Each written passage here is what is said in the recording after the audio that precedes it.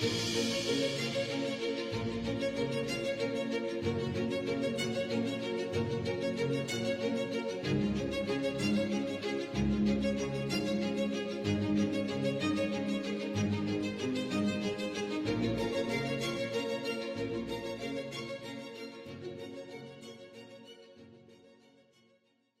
gran placer compartir con ustedes esta nueva edición de Páginas Vivas desde la hemeroteca de la Benemérita Biblioteca Nacional de Costa Rica. Hoy tenemos la grata compañía de una educadora, docente, escritora, doctora en filología, en comunicación social, María Pérez Iglesias. Pero hoy no vamos a hablar de María, sino vamos a hablar, gracias a María Pérez, de otra gran figura de la literatura, de la historia de Costa Rica. Gracias, María, por estar con nosotros. Gracias a vos. Muy contentos, de verdad. María Pérez tiene toda una trayectoria en la docencia en la Universidad de Costa Rica, estudió en Bélgica, en la Universidad de Lovaina, y como decía al principio, ha sido escritora de ensayos, de artículos de todo tipo, y en una etapa madura de su vida, escritora de cuentos, novelas, relatos.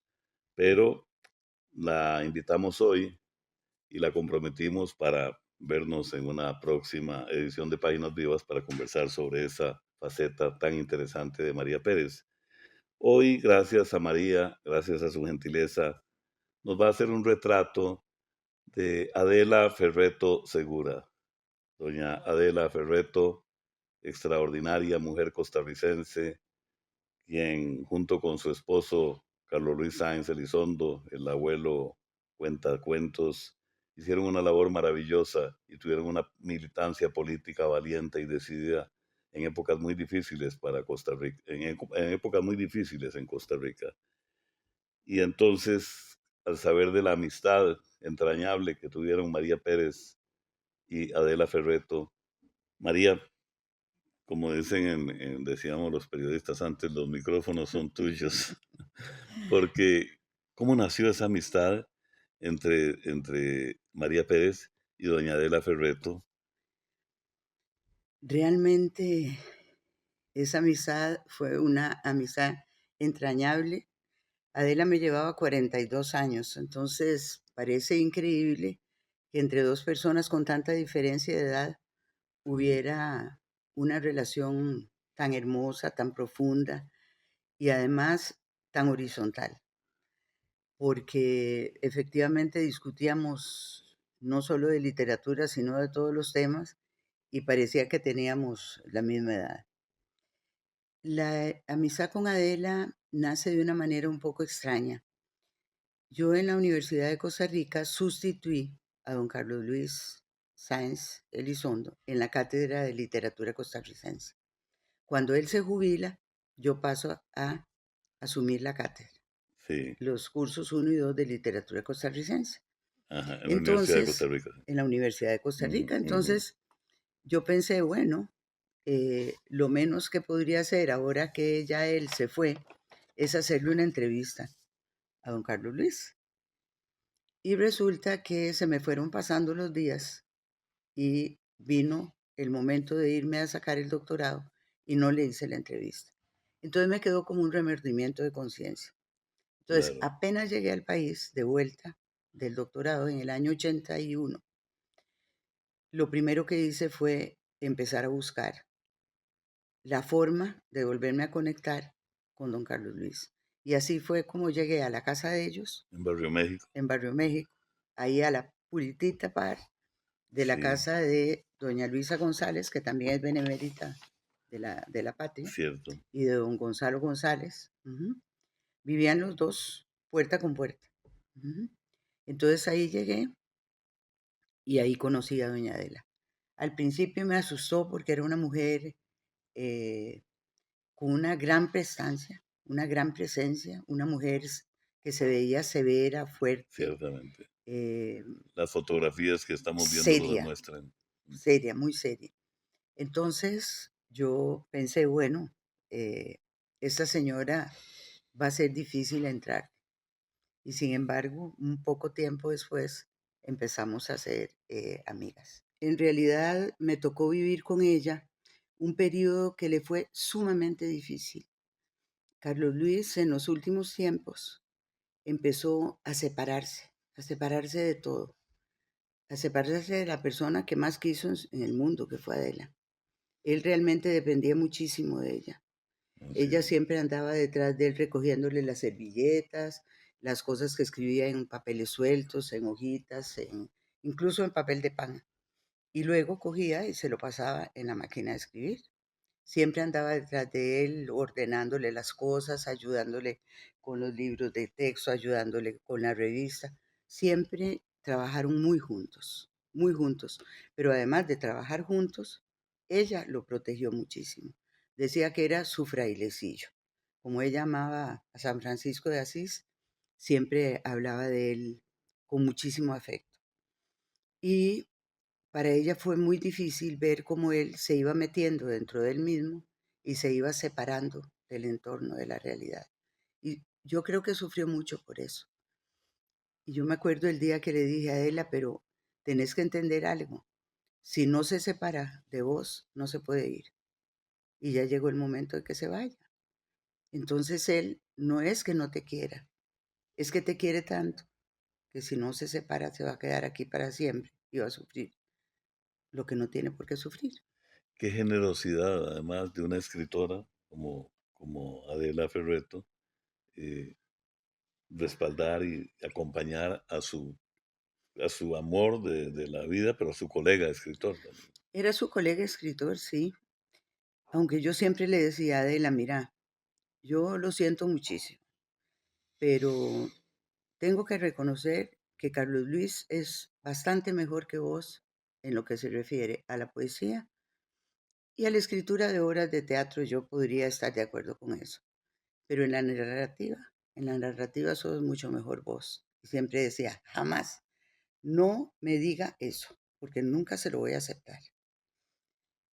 Y bueno, yo ya había escrito en esa época un artículo sobre Carlos Luis que se llamaba No el abuelo cuenta cuentos, sino El abuelo cuenta poemas, esperanza y revolución.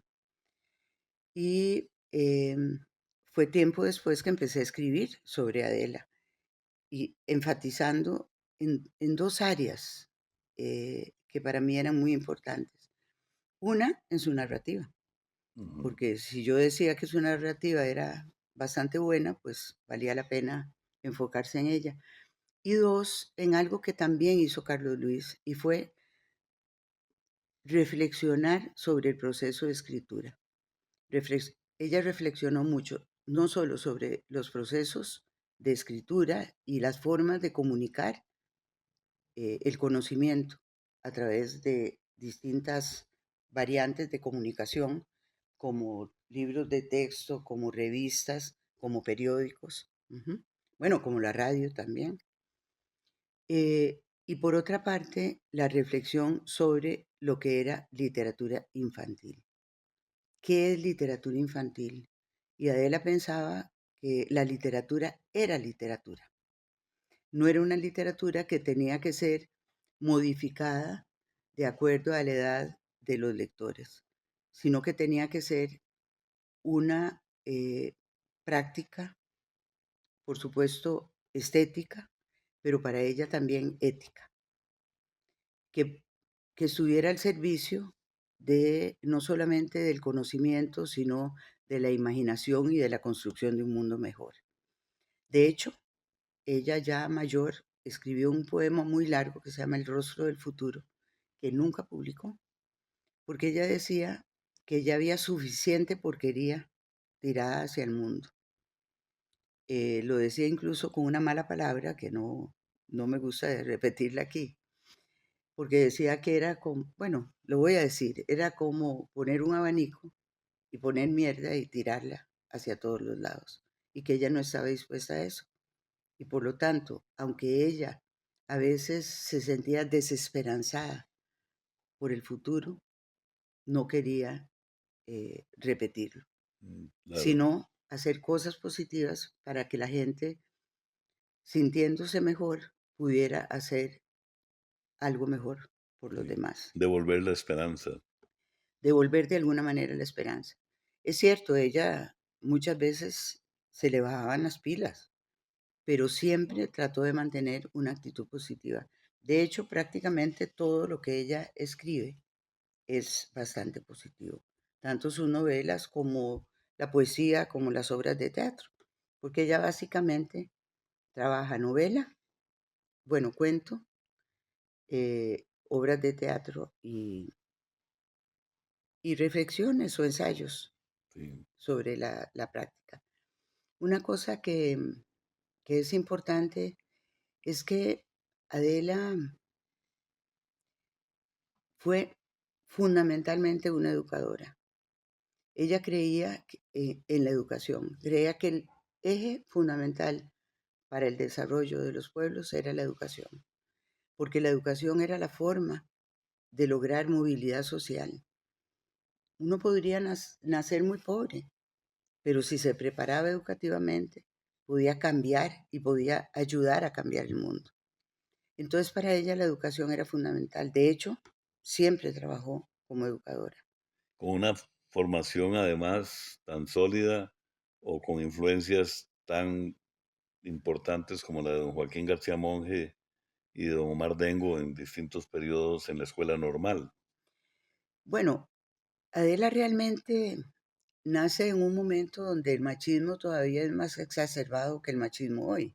Claro. Y, y ella, en su primera novela, que escribe a los 74 años, publica a los 75 a mi edad, ella está publicando su primer texto que uno podría llamar literario como libro, porque había escrito textos literarios, pero como artículos para los libros de texto y Sí, claro. Y para la revista ensayos. Triquitraque. Sí. Y había escrito algunos ensayos y, por supuesto, cuestiones cuando fue profesora en la escuela normal Ujú. o trabajos para sus alumnos.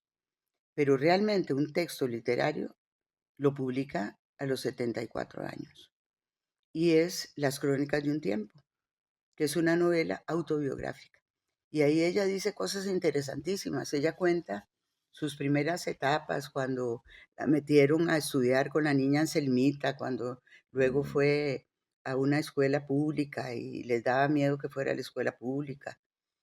Em, pero también cuenta cómo, cómo en aquella época se decía cuando nacía una niña, lástima la leche que mama esa niña, porque total, si hubiera sido un varón. Ujú. Entonces, ella desde niña tiene una conciencia feminista. Es muy interesante, porque luego, con el transcurrir de los años, ella y su hija Elsa llegan a ser feministas, llegan a leer a las mejores autoras feministas de la historia de la humanidad Claro. y se prepara en ese campo. Lo interesante es que ella tiene una niñez, yo diría que positiva, porque al final le permiten construirse como persona a la par de los varones. Y cuando termina la escuela primaria, vuelve a tener un tropiezo porque no quieren que siga estudiando, quieren que se siga dedicando a tejer, a bordar, a cocinar y a hacer las cosas de las labores de la casa. Pero ella quiere estudiar. Entonces, hace una pataleta de tal naturaleza que logra que la dejen entrar a la normal. Y ella pasa de la escuela a la normal y ahí se gradúa como maestra. Sin embargo, son como tres grandes facetas las de Adela. La faceta como educadora, la faceta como escritora y la faceta como política. Sin embargo, cuando yo le pregunté cuál de esas tres facetas es la verdadera Adela, la que está en el eje, en el fundamento, en el centro, ella me dijo, la de educadora. La política y la escritura vienen a complementar a esa maestra. Escritora, educadora, política. Adela Ferreto Segura. Este es el retrato que nos está ofreciendo María Pérez Vamos a una pausa y ya volvemos.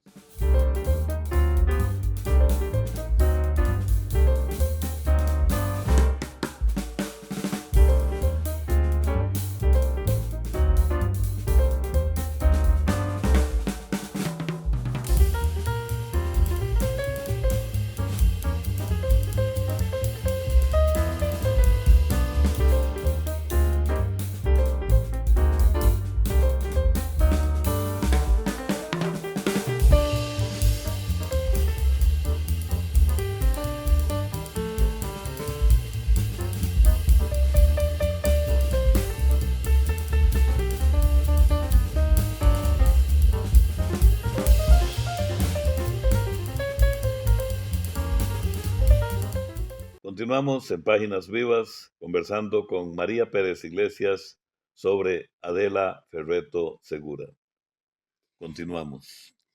Bueno, decíamos que Adela, sus grandes núcleos de interés fueron la educación, la política y la escritura.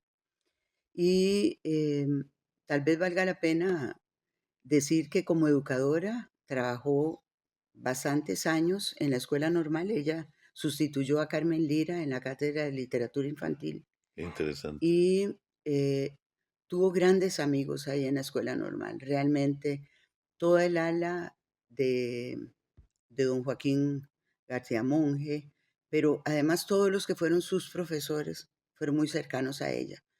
Carmen Lira fue su gran amiga como profesora, no como en el caso de Luisa González, que era su gran amiga, o de Emilia Prieto, eran Sí, sus dos grandes amigas como estudiantes. claro. Carmen Lira como profesora, de hecho, cuando yo dejé de verla, porque me fui a despedir de ella para ir a París a parir con una amiga, suena raro, pero ella iba a tener un bebé y a hacer su tesis, a presentar su tesis doctoral, y yo me fui a París y vi a Adela un poquito como deteriorada. Entonces dije, bueno, voy a escribirle una tarjeta postal cada semana. Estuve 4 meses en París y las 4 meses le escribí una tarjeta, una tarjeta, una tarjeta. Bueno, cuando volví, no la encontré. No la encontré, toqué la puerta de la casa, no había nadie, toqué la puerta de donde Luisa, no había nadie. Volví en la tarde, pasó lo mismo, los dos teléfonos que tenía no sirvieron y un vecino me dijo, pero usted sabe, ella está grave y está en el Hospital México. Entonces yo cogí, me fui al Hospital México, subí porque no me dejó entrar el portero. Y cuando salió el director del hospital, le dije, mire, tengo una amiga aquí y no puedo entrar y necesito verla. ¿Quién sabe qué cara tendría? Que se volvió y le dijo a la secretaria, entregarle una tarjeta de 24 horas para que pueda venir cuando quiera. Qué bonito, qué Y, interesante. y así llegué a verla ese día, a la educadora, a la maestra. Por eso yo siempre digo, bueno, si algún día quieren poner algo en mi lápida, que pongan que fui maestra y humanista, que es lo que me gustaría que dijeran de mí, igual que yo lo diría de ella. Entonces Adela trabaja ahí en la escuela normal, sustituye a Carmen Lira y cuando yo me despido de ella para ir a París, quedamos con varios proyectos en mente. El más importante de todos, escribir un libro sobre Carmen Lira. Ella ya había escrito cosas, pero quería escribir un libro conmigo, un libro grande, realmente significativo con la vida y la obra de Carmen Lira. Y no lo pudimos hacer porque cuando volví ya ella estaba muy enferma. Entonces, para mí, esa coincidencia de que ella hubiera sustituido a Carmen Lira y que yo hubiera sustituido a Carlos Luis Sáenz me dejó con la boca abierta. Entonces ya me pareció que era un elemento mágico para acercarme a Adela. Es curioso, pero hay ciertos elementos como que le hacen a uno pensar en la Una vida línea de vida, una línea de vida. que hay algo que lo une a uno, a las otras personas. Trabaja en la escuela normal hasta el 36, cuando Carlos Luis es candidato a la presidencia de la República y por problemas absolutamente políticos la despiden de la normal. La despiden de la normal a ella y a Carlos Luis. Carlos Luis por años de años no consigue trabajo. De hecho, la revista Triquitraque viene a, a constituirse en un espacio para poder hacer algo y no volverse loco, porque él estaba acostumbrado pues a un trabajo en la normal y con niños también. Claro. Y es una época muy, muy dura, muy triste. Ella sí consigue trabajo en la escuela Juan Rafael Mora y se convierte en una maestra realmente estrella. Además, hay una coyuntura interesante y es que, bueno, sus hijos ya son grandecitos y unos años después, los hijos de Carlos Matías se convierten en casi sus hijos pequeños, porque tanto Lee como su Iván. hermanito Iván, Ujú. ellos prácticamente los crían. Y tiene muy cerca a Chico Paquito también, a Francisco, ¿verdad? Al Al primo, hijo, al sí, hijo de Elsa. de Elsa. Ujú. Así que ellos no solamente juegan un papel eh, educativo como maestros, sobre todo ella, sino que también juegan un papel educativo en su casa, ¿verdad? Con sus nietos, con sus hijos y Sí. luego con sus Porque nietos. vale tal vez decir que Carlos Matías, el papá de Iván y Lee, estaba en México, vivía en México. Sí, bueno, y la mamá de Y ellos la mamá también. también, sí. Entonces, ellos se quedan aquí con los abuelos.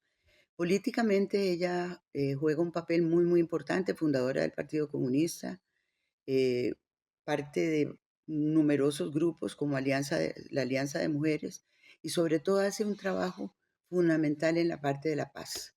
Eso es lo que a ella le permite ampliar horizontes y salir del país, ir a China, ir a otros lugares con reuniones de lucha por la paz sobre todo.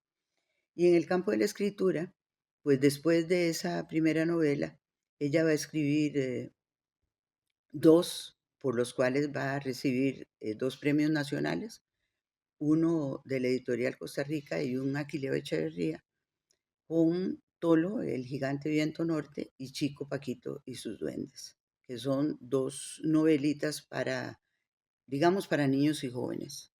Ujú. Y luego escribe otros libros como Las historias del buen Cibú, como Tío Conejo y, y Juan Valiente, en que es interesante porque retoma la propuesta de Carmen Lira o la propuesta folclórica, pero convierte a Tío Conejo en un personaje menos sangrón que el de la tradición. Qué interesante. Sí, Hace madurar a Tío Conejo un hace poco. madurar un poquito a Tío Conejo y escribe obras de teatro, Los pies nuevos de Pinocho, porque en un momento a Ujú. Pinocho se le queman los pies en la trama y entonces le ponen unos pies nuevos, ¿verdad? Los pies nuevos de Pinocho. Y tiene otras obritas de teatro también. Hay una obra muy importante, muy señera, de cuentos que se llama, eh, que tiene un cuento, sobre todo el del ave rock, que es muy importante, porque una de las ramas fundamentales, diría yo, que la moderniza a ella muchísimo y que la hace ser una autora de transición, ella no pertenece a la antigua generación de escritores, ni pertenece completamente a la nueva. Es una autora de transición Claro, donde las temáticas son temáticas muy modernas, como la temática ecológica y la temática de la guerra.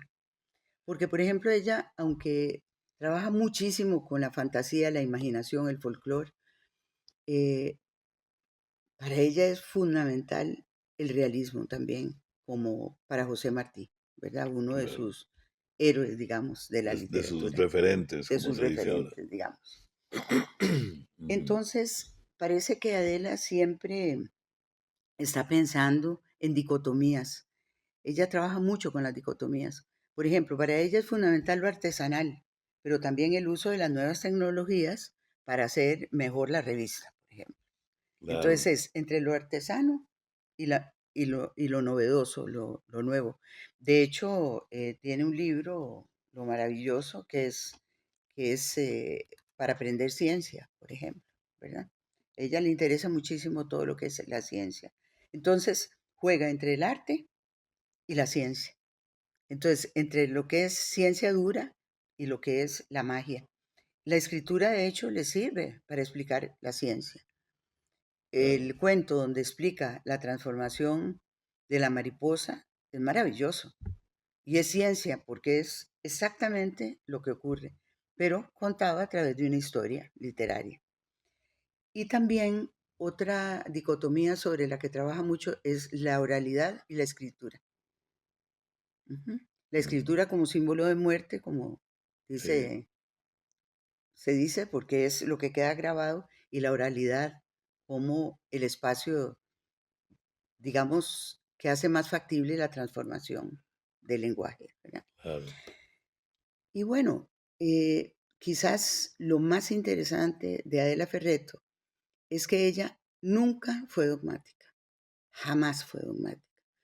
Ella le hacía muchísima gracia cuando la gente la encasillaba. Le hacía gracia y la enojaba también, porque también tenía su humor, ¿verdad? Tenía su carácter, por supuesto. Eh, Porque ella, siendo fundadora del Partido Comunista, siendo una persona muy humanista, también era una persona cristiana. Y como anécdota, no puedo dejar de comentar que tenía el pasito de Navidad más extraordinario que yo jamás haya visto.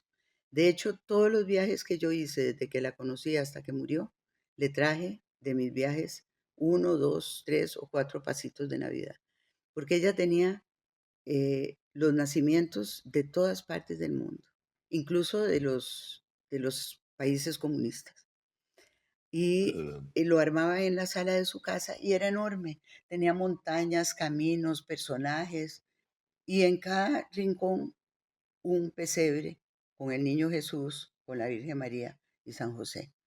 Eso es fabuloso porque era su manera de hacer entender que lo más importante para la humanidad era pueblos solidarios, pueblos que dialogaran, jamás pueblos guerreros, jamás pueblos belicosos, violentos, sino un espacio de solidaridad internacional. Ella siempre luchó por eso. La paz para la solidaridad para una vida mejor de los seres humanos. María, qué maravilla, muchas gracias.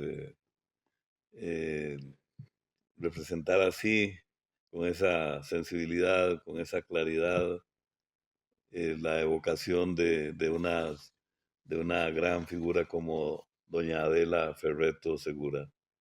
Quedamos comprometidos con María Pérez para la próxima para una próxima edición de Páginas Vivas, conversar sobre su obra literaria, como habíamos conversado, como habíamos hablado, y de pronto ampliar también, porque en un programa tan corto, pues queda mucho por recordar, por evocar y por hacer recordar, sobre todo ahora, por hacer vivir en Páginas Vivas el legado de una figura como Adela Ferreto.